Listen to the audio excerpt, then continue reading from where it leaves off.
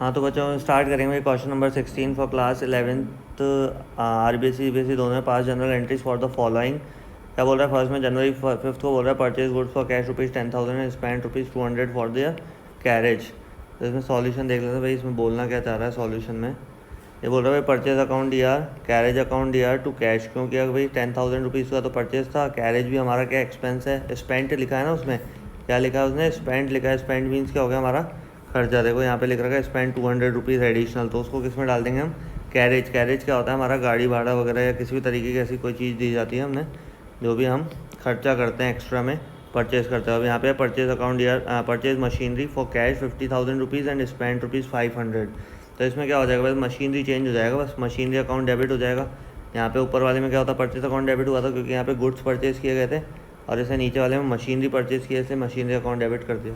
अभी goods purchase किए that means हम लिखेंगे परचेज अकाउंट डेबिट, और अगर कोई गुड्स के अलावा और भी कोई चीज़ खरीदेगा तो उसका नाम आएगा paid ₹20,000 for cement, 10,000 for the timber and ₹5,000 wages for the construction of building. तो हमेशा ध्यान रखना भाई, जब कंस्ट्रक्शन ऑफ बिल्डिंग बोल दिया गया है तो हम बिल्डिंग के नाम से एंट्री करके आएंगे। क्या बिल्डिंग अकाउंट हो गया हमारा डेबिट, और किस माध्यम से हो गया कैश हमारे पास से जा रहा है टोटल मिला के 35,000। किसके कि वे सीमेंट का था 20,000, 10,000 for the timber and ₹5,000 for the wages यानी मजदूरी। उसके बाद purchase and old machinery of ₹20,000 and spend ₹2500 immediately repairs. हाँ भाई इमीडिएट रिपेयर्स, उसी समय रिपेयरिंग में हमने लगाया, और ओल्ड मशीनरी हमने क्या करी थी कोई परचेज करी थी। तो ये इंपॉर्टेंट है भाई, ध्यान रखना भाई। हमने क्या किया मशीनरी अकाउंट या टू कैश करेंगे सीधे, और टोटल अमाउंट क्या करेंगे 22,500।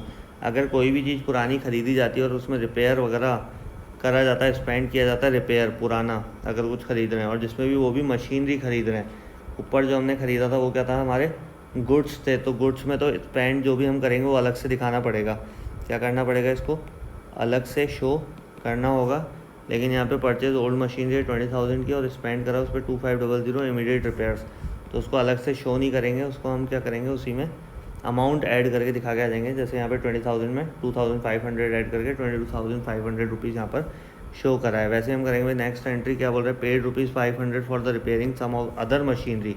कोई अदर मशीनरी थी उस पर हमने खर्चा किया, तो वो हमें रिपेयर्स अकाउंट या टू कैश करके एंट्री करके आनी पड़ेगी, जो कि इसने करा कि रिपेयर टू कैश, कैश गया आपके पास से एक्सपेंसेस के थ्रू ₹500।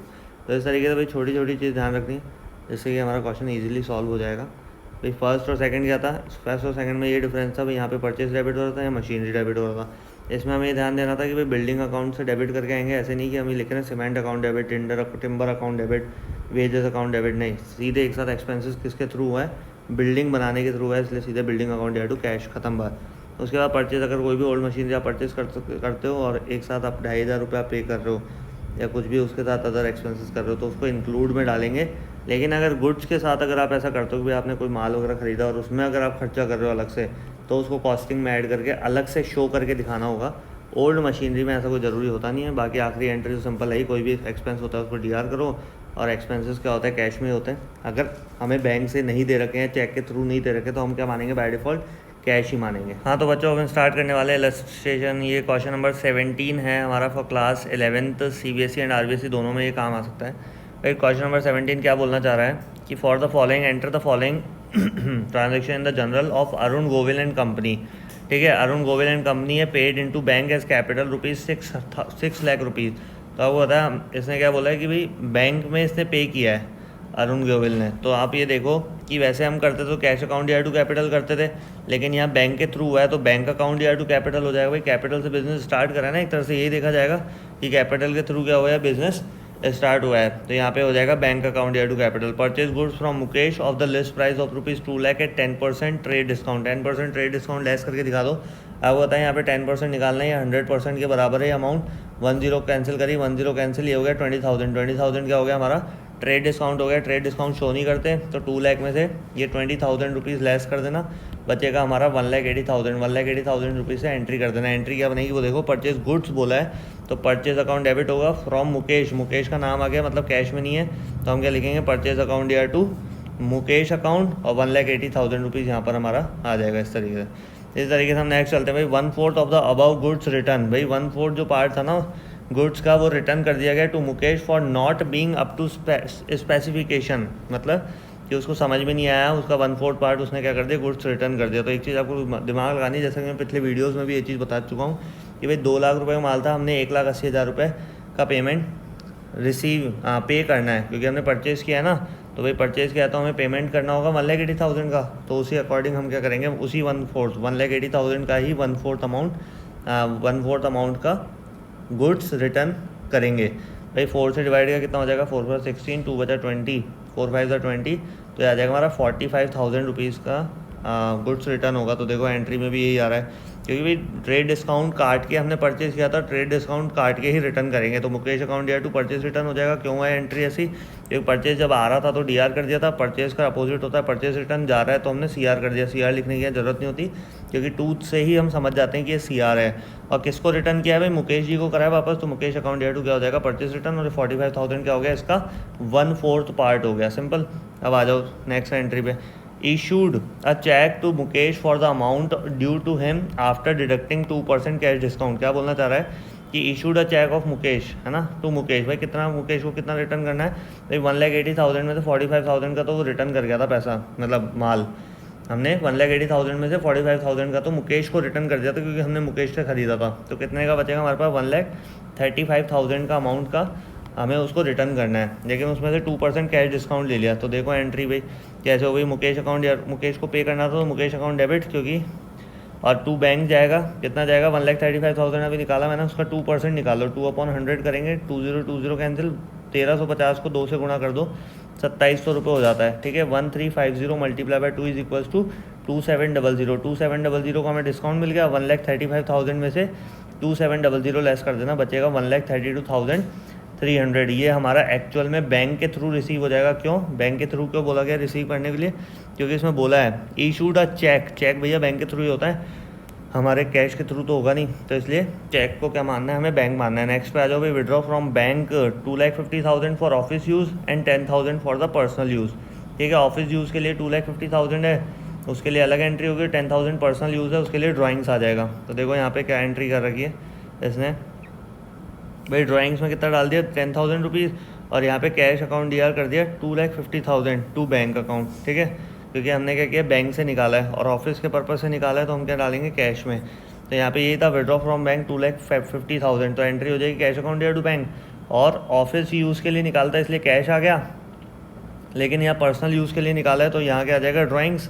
तो आप 2 एंट्री करने की जगह एक ही कंबाइंड एंट्री कर देना कि भाई cash account DR to bank करेंगे, ड्राइंग्स टू बैंक करेंगे। बैंक क्या हो रहा है, दोनों ही कंडीशन में सीआर हो रहा है, बैंक क्या हो रहा था, दोनों ही कंडीशन में यहाँ पे सीआर हो रहा था, इसलिए हमने कंबाइंड एंट्री कर दी, drawing account DR to bank, cash to bank. तो टू बैंक में दोनों का टोटल करके 2,60,000 यहाँ डाल दिया, इसे बोलते हैं हम कंबाइंड एंट्री। अब नेक्स्ट करेंगे भाई, इसमें क्या बोल के रहा है, purchase the machinery of ₹1 lakh and spend 5,000 on its installation. हाँ भाई 5,000 इंस्टॉलेशन चार्जेस भी हैं। Payment for the machinery was made by the cheque and installation expenses were paid in cash. ठीक है भाई, कोई दिक्कत नहीं, 1 लाख की मशीन खरीद के हमने 5,000 रुपये उसमें एक्सपेंसेस कर दिए। तो machinery account DR to bank to cash, simple. भाई मशीनरी टोटल कितने की पड़ी हमने, 1 लाख रुपये तो वो, और 5,000 रुपये इंस्टॉलेशन चार्जेस, टोटल 1,05,000 की पड़ी हो, जिसमें भाई मशीनरी हमने क्या करी है, चेक के थ्रू पे करी है, दैट मीन्स कि टू बैंक अकाउंट कर देंगे, और जो बाकी जो इंस्टॉलेशन चार्जेस थे हमने कैश में दे दिए, तो वो आ जाएगा टू कैश में, सिंपल। भाई सबसे पहले चीज़ हमें क्या देखनी है, भाई कोई भी ट्रांजेक्शन से एंट्री क्या बन रही है, और एंट्री का जो अमाउंट का एडजस्टमेंट है वो कैसे होगा। जैसे इसमें 1 लाख और 5,000 था, उसका एडजस्टमेंट हमने यहाँ पर दिखाया था। अब बात करेंगे भाई, sold goods for 1 lakh rupees to Amar. भाई सोल्ड हमने गुड्स करे अमर को 1 लाख रुपए के। भाई पता है यहाँ पे अमर का नाम आ गया, दैट मीन्स ये क्या मानेंगे हम, उधार है। तो क्या होगा भाई, सेल्स हमारा सीआर होता है, तो अमर क्या हो जाएगा, डीआर हो जाएगा। तो यहाँ पे देखो हमारा अकाउंट डीआर टू सेल्स कर रखा है 1 लाख रुपीज़, कोई दिक्कत ही नहीं है भाई, सिंपल सी एंट्री थी, 1 लाख रुपीज़ हमने यहाँ पे करके दिखा दिया। उसके बाद बात करेंगे भाई यहाँ पे क्या है कि, और इमीडिएटली ये बोल रहा है हमें clears his account by giving a cheque of ₹98,500, cheque is immediately signed into bank. ये और एक कंडीशन ध्यान रखनी है, सबसे इंपॉर्टेंट एंट्री इस पूरे क्वेश्चन की, कि भाई Amar clears his account by giving a cheque. Amar ने क्या कर दिया, अपना अकाउंट क्लियर कर दिया, किससे, चेक देकर, क्योंकि अमर को हमने माल बेचा था तो अमर हमें पेमेंट करेगा। और 1 लाख की जगह कितना किया उसने, 98,500 का अमाउंट हमें पेमेंट किया, इसका मतलब 1,500 का डिस्काउंट ले गया अमर, और हमें डिस्काउंट अलाउ करना पड़ गया। तो cheque is immediately send into bank, और चेक भी क्या हो गया, हम इमीडिएटली बैंक में हमें सेंड करना पड़ गया। तो उस कंडीशन में क्या होगा भाई, चेक कहाँ चले गया, बैंक में, कितने का था चेक? 98,500 का था। तो बैंक अकाउंट दिया 98,500 हो गया यहाँ पर। और डिस्काउंट अलाउड अभी बताया था भाई, अमर ने हमें पेमेंट किया 1,500 रुपये कम करके किया, मतलब हमें नुकसान हो गया तो मतलब एक्सपेंसेस लॉस क्या होता है, डेबिट होते हैं। तो डिस्काउंट अलाउड करके हमने 1,500 रुपये का लॉस दे दिया। और किससे मिला हमें पूरा 1,00,000 रुपये का अमाउंट था? अमर से। अमर वहाँ पे पहले एंट्री में क्या हो रहा था? डेबिट हो रहा था। देखो यहाँ पर इस एंट्री में क्या हो रहा है? अमर डेबिट हो रहा है। तो डेफिनेटली जब वो पेमेंट करेगा तो हम उसको क्या करेंगे? CR करके क्या कर देंगे? ख़त्म कर देंगे। CR करके अमर का अकाउंट ख़त्म कर देंगे। तो इस तरीके से हमें 98,500 बैंक अकाउंट से लिखना है। क्यों? क्योंकि हैंड टू हैंड यही क्या कह रहा था कि भाई अमर का अकाउंट क्या है, हमने हैंड टू हैंड चेक उसका इमीडिएटली बैंक में जमा करा दिया, इसलिए इसको 98,500 को हमने बैंक माना है। अदरवाइज़ हम क्या मानते? कैश मानते। इस चीज़ को बहुत ध्यान रखना है। अगर ये लाइन लिखी हुई नहीं आती, cheque is immediately sent into bank, तो हम जो 98,500 से हमने बैंक अकाउंट दिखाया ना, वही क्या दिखाते हैं हम? Cash account debit. समझ रहे हो? ये सिंपल चीज़ है। Purchase stationery for personal use 3,000 and office use 5,000, ये भी उस तरीके से हो जाएगा भाई। स्टेशनरी परचेज़ करिए तो देखो ड्राइंग्स अकाउंट यार में जितने की हमने पर्सनल यूज़ के लिए करी 3,000 वो ड्राइंग्स में, और स्टेशनरी अकाउंट डेबिट किस में कर देंगे भाई? जो हमने ऑफिस यूज़ के लिए करा है। ये किसके लिए करा है? Office use. और ये करा था पर्सनल यूज़, इसलिए इसको ड्राइंग्स में हमने डाल दिया।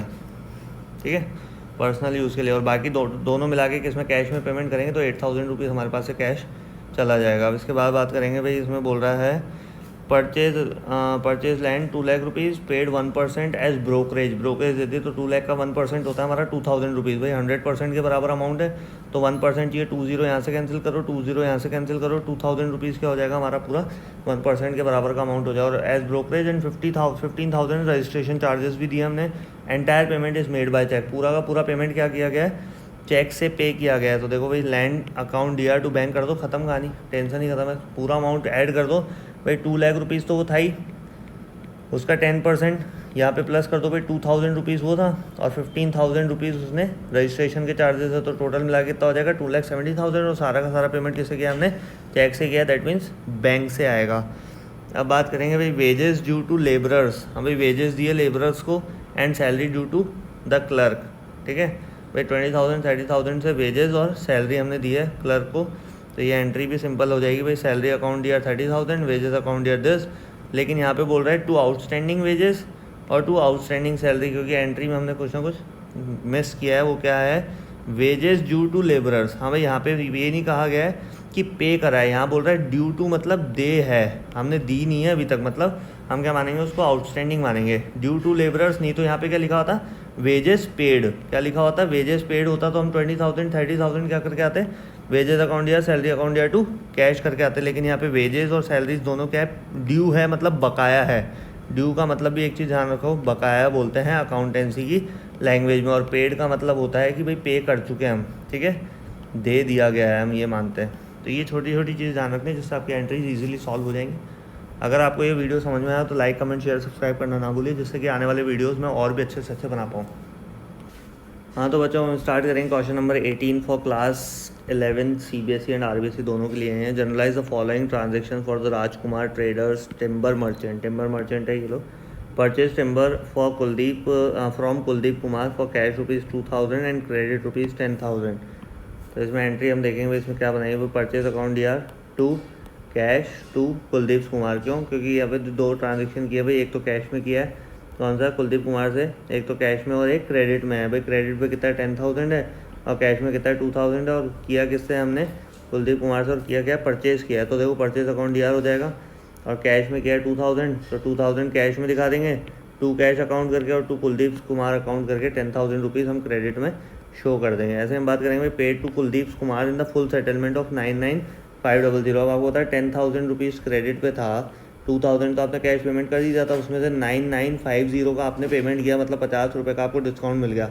अरे भाई बड़ा बहुत कम डिस्काउंट मिला है ये तो यहाँ पे 9,950 और 50 रुपीज़ का हम क्या कर देंगे? यहाँ पे डिस्काउंट शो कर देंगे। भाई डिस्काउंट रिसीव हुआ है क्यों? क्योंकि हमने कुलदीप कुमार को पेमेंट किया था, 10,000 रुपये पेमेंट करना था, वह 9,950 रुपीज़ पेमेंट किया, मतलब 50 रुपये आपको कम पेमेंट करना पड़ा, इसलिए हम रिसीव मानेंगे। Paid rent in advance ₹10,000, advance rent पे करा है आपने, तो एडवांस रेंट की आपको एंट्री पता होनी चाहिए कि प्रीपेड रेंट बोलते हैं भाई, पहले से पे कर दिया ना। प्रीपेड यानी जैसे प्रीपेड हम रिचार्ज वगैरह करते हैं, पहले पे करते हैं, फिर उसका आनंद लेते हैं। वैसे इसमें क्या है कि प्रीपेड रेंट आपने पे कर दिया, अब आपको पूरे महीने भर रेंट पे नहीं करना, तो हमें किस माध्यम से जाता है भाई, रेंट वगैरह किसी भी चीज़ को एक्सपेंस करते हैं तो हम वो कैश के माध्यम से जाता है। अब बात करेंगे purchase machinery for ₹1,00,000 by check.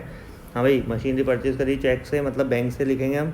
And carriage ₹2,000 and installation charges of ₹1,000 paid in cash. ठीक है भाई, कैरेज वगैरह और ये सब चीज़ें हमने इंस्टॉलेशन चार्जेस ये कैश में पे करें, तो हम क्या बोलेंगे भाई, ₹1,00,000 की तो मशीनरी थी और ₹3,000 ये 2,000 प्लस 1,000 था ना भाई, ₹2,000 तो इंस्टॉलेशन और ₹1,000 हमारा, जिसमें देखो ₹2,000 तो यहाँ पे कैरेज का है और इंस्टॉलेशन चार्जेस है ₹1,000, टोटल कितना हो गया ₹3,000। और ये किस में पेड किया है, पेड इन कैश, तो ये कैश में दिखा देंगे अलग से भाई, कैश का पेमेंट है तो ये कैश में डाल देंगे। बाकी हमने चेक से पेमेंट किया, चेक मतलब बैंक अकाउंट, ये बैंक अकाउंट से ₹1,00,000 यहाँ पे शो कर देंगे। अब बात करेंगे हम नेक्स्ट एंट्री की। नेक्स्ट एंट्री क्या बोल रहा है कि purchase goods for ₹50,000 from Govind and sold it to Manohar ₹65,000। तो एक ही चीज़ में दो एंट्री है भाई, परचेज गुड्स किया हमने फ्रॉम गोविंद 50,000 का और सोल्ड कर दिया उसको मनोहर को फॉर ₹65,000। दोनों ही क्रेडिट ट्रांजेक्शन है, क्योंकि दोनों में कैश का कोई भी स्पेसिफिकेशन नहीं दिखाया गया, उसमें दोनों में नाम आ रहा है। तो purchase account DR to Govind account, क्योंकि गोविंद से हमने खरीदा है और नाम है वहाँ पे कोई कैश का स्पेसिफिकेशन नहीं है, तो हम उसको क्रेडिट मानेंगे, इसलिए गोविंद का नाम आया है।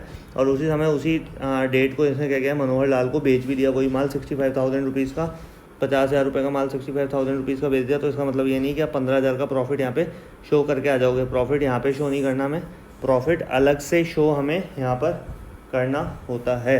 राधे राधे। हाँ तो बच्चों हम स्टार्ट करेंगे question number 19 for class 11 CBSE का। CBSE RBSE दोनों में एक ही है। 5 general entries for the following transaction, purchase machinery ₹20,000 and paid ₹200 for its carriage. ये चीज़ पहले भी हो चुकी है, एक ही टाइप के क्वेश्चन है थोड़े, तो जल्दी जल्दी करते जाएंगे। मशीनरी अकाउंट या टू कैश, भाई कैरेज उसमें ही ऐड कर दिया इसने, यही करा है। और उसके बाद received a cheque ₹4850 from X in the full settlement of his account. हाँ भाई, एक्स से ना फुल सेटलमेंट में मिल गया, कितना अकाउंट था उसका 5,4850 मिल गया हमें, रिसीव्ड हुआ है, मतलब हमने ₹150 का डिस्काउंट अलाउ कर दिया, तभी तो उसने ₹150 कम दे दिया। भाई बैंक अकाउंट यार क्या कर देंगे भाई, 4850 डिस्काउंट अलाउड 150 और एक्स अकाउंट ₹5,000। इसमें बैंक अकाउंट क्यों किया गया है, इसका रीज़न समझ लो, क्योंकि इसमें बोला था रिसीव्ड अ चेक, भाई चेक जहाँ पे बात आ गई वहाँ बैंक आ जाएगी, है ना। Received a cheque a first and final payment of ₹60 पैसा। 60 पैसा का मतलब समझ जाया करो, 60% बोलना चाहता है ये, 60 पैसा अकाउंटेंसी की लैंग्वेज में होता है। फ्रॉम वाई हु ओड अस ₹10,000, 10,000 का 60% कितना हो जाएगा, ₹6,000 हो जाएगा, तो ₹6,000 मिलेगा। रिसीव्ड अ चेक, कितने का चेक रिसीव हुआ, ₹6,000 का चेक रिसीव हुआ है। कैलकुलेशन आप लोगों को आनी चाहिए तो ईजी हो जाएगा। भाई कैश अकाउंट यार ₹6,000 रिसीव हो गए, बाकी भैया 10,000 में 6,000 ही रिसीव हुए, तो बाकी बैड डेब्ट्स मान लेंगे 4,000 के। यहाँ पे डिस्काउंट क्यों नहीं मानेंगे, ये चीज़ ध्यान रखना है। यहाँ पे 10,000, यहाँ पे बैड डेब्ट्स में ना ₹4,000 क्यों डाले भाई, डिस्काउंट में क्यों नहीं डाले, क्योंकि इसने बोला है रिसीव्ड अ चेक अब फर्स्ट एंड फाइनल पेमेंट, भैया फर्स्ट और फाइनल पेमेंट था 60 पैसा इन ₹rupees from Y who owed ₹10,000, क्योंकि यहाँ पे हमें चेक रिसीव हुआ और सबसे पहली बात हुई फर्स्ट एंड फाइनल पेमेंट है। तो अब एक चीज़ दिमाग लगाना है भाई, ₹4,000 का डिस्काउंट कौन देता है, मुझे तो ये बताओ, कोई देता ही नहीं आजकल भाई। ₹400 का देते बहुत बड़ी बात होती है, तो आप ये दिमाग लगाना भाई, इतना अमाउंट ऑलमोस्ट 50% अमाउंट क्या हो गया उसने नहीं दिया, दैट मीन्स कि हम क्या मानेंगे, बैड डेब्ट्स में हमारा पैसा डूब गया है। भाई ₹400 डिस्काउंट ले ले, भाई 500 का ले ले ज़्यादा से ज़्यादा, भाई 4,000 का डिस्काउंट ₹10,000 के अमाउंट में कौन देता है, तो ये चीज़ आपको दिमाग लगानी पड़ेगी वहाँ पे कि भाई उसको हम बैड डेब्ट्स में लिख कर आएंगे, बैड डेब्ट्स हमारा क्या खर्चा है, ठीक है। अब उसके बाद हम बात करेंगे भाई यहाँ पे क्या, अच्छा सबसे बड़ी बात ये है कि भाई यहाँ फुल सेटलमेंट भी नहीं लिख रखा। भाई सेटलमेंट हो तो समझ में आता है, ठीक है, अगर आप सेटलमेंट समझ में आता है कि भाई सेटलमेंट उसने कर लिया कि भाई कोई बात नहीं, थोड़ा बहुत 200-400 रुपये कम दे दो, समझ में आता है, लेकिन 4,000 रुपये हमारे बहुत ज़्यादा हो जाएंगे, इसलिए उसको हम बैड डेब्ट्स में डालेंगे। और फुल सेटलमेंट नहीं लिखा हुआ तो भी हम क्या मानेंगे कि वो हमारा पैसा डूब गया है, जो हमें रिसीव नहीं हुआ है। Sold goods to Z for ₹10,000 at trade discount of 20%, next day a cheque was received from him deducting 5% cash discount, cheque was immediately deposited to bank. तो आपको देखना भाई 10,000 का 20% कितना हो जाता है, ₹2,000 हो जाता है। भाई 10,000 का 20% ₹2,000 ने बोला भैया कि ये ट्रेड डिस्काउंट है ₹2,000, मतलब ₹8,000 से ट्रांजेक्शन होना है। और इसमें बोला है भाई next day cheque was receive from him after deducting 5% discount, तो भैया ₹8,000 रिसीव होना चाहिए था, उसका 5% डिस्काउंट भी हो गया। तो देखो Z account DR to sales 8,000 तो ये कर ही दिया, और उसके नेक्स्ट डे हमने क्या किया भाई, बैंक अकाउंट ईयर में 8,000 का इसने 5% बोला था, मल्टीप्लाई 5/100 करेंगे, कितना हो जाएगा, 20 20 कैंसिल, 8 5 40, और ये ज़ीरो देखो 400 रुपीज़, यहाँ पर 400 रुपीज़ दिखा रखा है, यहाँ पे डिस्काउंट अलाउड में डाल रखा है, कहाँ डाल रखा है, डिस्काउंट अलाउड में 400 रुपीज़, और टोटल अमाउंट रिसीव होना था हमें जेड से 8000 रुपीज़। रिसीव कितना हुआ, सिर्फ 7600, और वो भी चेक के माध्यम से रिसीव हुआ, इसलिए इसमें बैंक अकाउंट डाल दिया, सिंपल। तो भाई एक ही तारीख को करनी है एंट्री बस, क्यों, क्योंकि ये एक ही डेट को दे रखा है, 4 पॉइंट में ही पूरा एक सारी चीज़ दे रखी थी, इसलिए हमने ऐसा कर दिया। और चेक इमीडिएटली डिपॉजिट करा दिया बैंक में, जैसे कि पिछले क्वेश्चन में भी मैं आप लोगों को करवा चुका हूँ कि अगर चेक बैंक में उसी दिन डिपॉजिट कर लिया जाए तो हम बैंक मानेंगे, अदरवाइज हम क्या मानेंगे, इसको कैश मानेंगे। Goods costing ₹20,000 sold to Manoj at a profit of 20% on cost less 10% trade discount. क्या बोल रहा है, goods costing ₹20,000 sold to Manoj, Manoj को सोल्ड किया at a profit of 20% on cost, on cost मतलब लागत का 20% प्रॉफिट कमा के। तो भैया आपको पता है 20,000 का कॉस्टिंग का गुड्स था, उसका 20% निकाल लो भाई। 20,000 का 20% कितना हो गया अपना, हो गया 2 to the 4,000 रुपीज़ हो गया। 4,000 रुपीज़ ऐड करके कितने का हो गया माल हमारा, 24,000 का उसने क्या करा है, इसको भेजा है, मनोज को बेचा है, और 10% ट्रेड डिस्काउंट भी बेचा है। तो 24,000 का 10% हो जाएगा 2400, 2400 लेस कर देंगे। देखो दिखाते हैं भाई, आप लोगों को एंट्री दिखा देते हैं भाई। क्या था 24,000 कैसे आया था भाई, 20,000 का 20% ऐड कर दिया था, 20% होता है 4,000, कितना आ गया था 24,000। देखो यहाँ पे 24,000 तो दिखा नहीं रखा, क्यों नहीं दिखा रखा 24,000, क्योंकि उसमें से 24,000 का 10% आपको क्या देना है, ट्रेड डिस्काउंट भी देना है। क्या देना है, ट्रेड डिस्काउंट। और ट्रेड डिस्काउंट हम शो नहीं करते भाई। ये अमाउंट किसके बराबर है, 100% के, जीरो से जीरो कैंसिल हो गई यहाँ पर, तो ये 10% के बराबर हो गया 2400। 2400 में से 2400 लेस कर दोगे तो बचेगा कितना, 21600, सिंपल। ये आ गया ना 21600। भाई ट्रेड डिस्काउंट तो हम शो करते ही नहीं है ना, कितनी बार बता चुका हूँ, बार बार ये बताता रहूँगा। तो भाई इस तरीके से हमारे यहाँ पे क्वेश्चन नंबर 19 भी हमारा ख़त्म हो गया। चीज़ें सिंपल है, लगे रहो, पढ़ते रहो, और अगर किसी भी तरीके की कोई भी समस्या है तो कमेंट सेक्शन में ज़रूर डाल के उसके बारे में क्वेरी पुटअप किया करो, जिससे मैं आने वाले समय में वो क्वेरी सॉर्ट आउट करता जाऊँ और आगे और भी अच्छे से अच्छे वीडियो आपके सामने ला पाऊँ। राधे राधे। हाँ तो बच्चों हम स्टार्ट करने वाले question number 20 for class 11 CBSE RBSE दोनों के लिए ये क्वेश्चन है। जनरलाइज द फॉलोइंग ट्रांजेक्शन बोल रहा है, goods for ₹50,000 were destroy by fire. हाँ भाई आग लग गई, आग लगने से गुड्स क्या हो गए, डिस्ट्रॉय हो गए। तो यहाँ पे लिखेंगे भाई लॉस बाय फायर। हाँ भाई लॉस बाय फायर से क्या हुआ है, हमारा एक्सपेंस हुआ है, एक्सपेंसेस से आते क्या होता है, डेबिट होते हैं। और आग से आपका क्या हुआ है, आग लगने से माल नष्ट हो गया। Goods for ₹50,000 were destroy by fire. तो एंट्री क्या बन जाएगी भैया, यहाँ बन जाएगी लॉस बाय फायर। और क्या हुआ है, आपका माल नष्ट हुआ है। माल क्या हुआ था, परचेस किया था आपने, तो ये गुड्स क्या हो गया हमारे, डिस्ट्रॉय हो गए। इसलिए हमने परचेस को CR कर दिया। CR मतलब हमारे पास से कोई चीज़ चली गई है या फिर डिस्ट्रॉय हो गई है। और किस माध्यम से हुई है, लॉस बाय फायर के माध्यम से हुई है। Goods worth ₹18,000 were distributed as free samples of ₹20,000 were given away as a charity in cash. भाई दो चीज़ें करी है, 18,000 का तो फ्री सैम्पल बांटा है और 20,000 रुपये का चैरिटी में दिया है। तो दोनों ही हमारे क्या एक तरह से एक्सपेंसेस हैं, तो एक्सपेंसेस में डाल दो। एडवर्टाइजमेंट एक्सपेंसेस था भाई, आप कोई भी फ्री सैंपल बांटते हो, दैट मीन्स एडवर्टाइजमेंट एक्सपेंसेस हैं वो डेबिट हो जाएंगे टू परचेज 18,000 और चैरिटी से आपने क्या कर दिया, एक्सपेंस कर दिया 20,000 का।